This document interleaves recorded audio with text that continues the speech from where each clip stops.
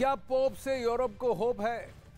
बात रूस यूक्रेन युद्ध की कर रहे हैं। रूस और यूक्रेन जंग को लेकर ईसाइयों के सबसे बड़े धर्मगुरु यानी कैथोलिक चर्च के धर्मगुरु पोप फ्रांसिस ने बड़ी बात कही है। उन्होंने कहा है कि नेटो के उकसाने पर, नेटो के भड़काने पर रूस ने यूक्रेन पर धावा बोला है, जिसमें यूक्रेन के हजारों लोगों की जान चली गई, लाखों लोगों को दूसरे देशों में शरण लेनी पड़ी और अब रूस जंग के बीच यूक्रेन में अपने नए हथियारों का इस्तेमाल परीक्षा के तौर पर कर रहा है, जिसके लिए नेटो जिम्मेदार है।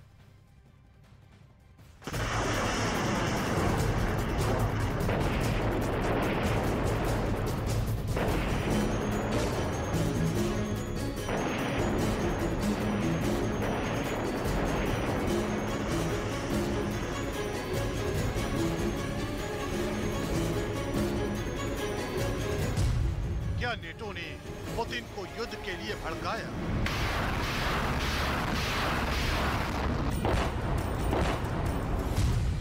क्या नेटो ने रूस और यूक्रेन की जंग कराई?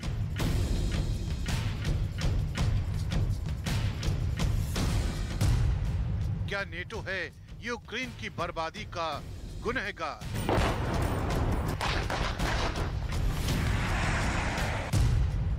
क्या नेटो को इस जंग से फायदा होने वाला है?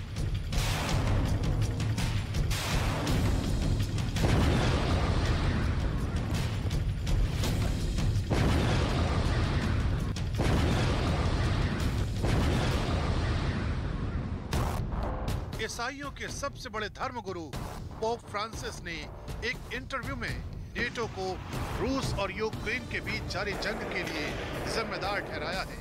पोप फ्रांसिस ने अपने बयान में कहा है, नेटो ने रूस के दरवाजे पर जाकर इतना उकसाया कि पुतिन बुरी तरह से हमला करने के लिए तैयार हो गए और अब यूक्रेन उसका खामियाजा भुगत रहा है। पोप फ्रांसिस यही नहीं रुके, बल्कि उन्होंने नाम लिए बिना यूक्रेन की बर्बादी में पश्चिमी देशों का हाथ बताया।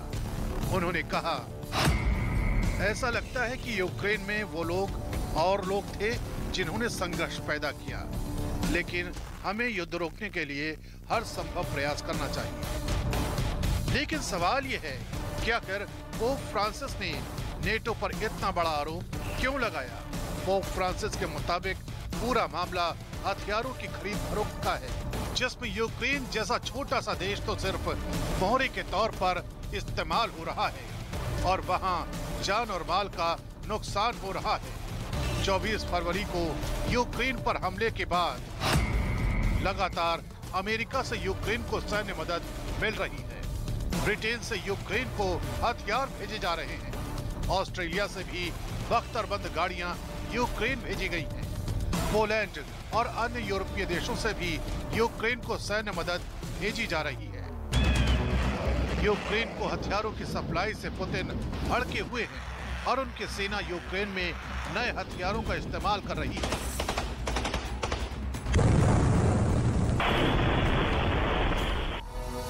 लेकिन उन्होंने कहा कि पुतिन को अच्छी तरह से पता था कि इस जंग में टैंक की लड़ाई कितनी कारगर साबित नहीं होगी और वैसा ही हुआ।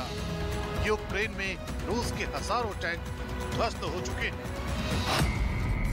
पोप फ्रांसिस के मुताबिक नए हथियारों के इस्तेमाल के लिए जंग छेड़ी जाती है।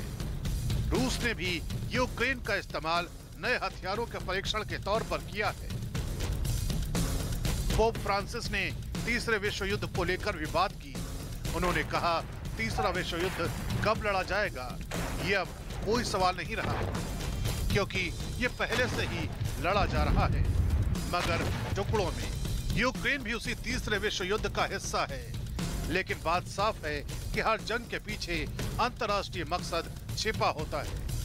पोप फ्रांसिस पुतिन से बातचीत के प्रयास में लगे हैं ताकि यूक्रेन जंग को टाला जा सके, लेकिन अभी तक पुतिन की तरफ से मुलाकात का वक्त नहीं दिया गया है। इससे पहले पोप फ्रांसिस ने रूसी ऑर्थोडॉक्स चर्च के प्रमुख किरिल से मुलाकात की कोशिश की थी, लेकिन 22 अप्रैल को पोप फ्रांसिस की तरफ से ये मुलाकात रद्द कर दी गई थी। यूरोप में पोप का रोल कितना अहम है ये समझना जरूरी है।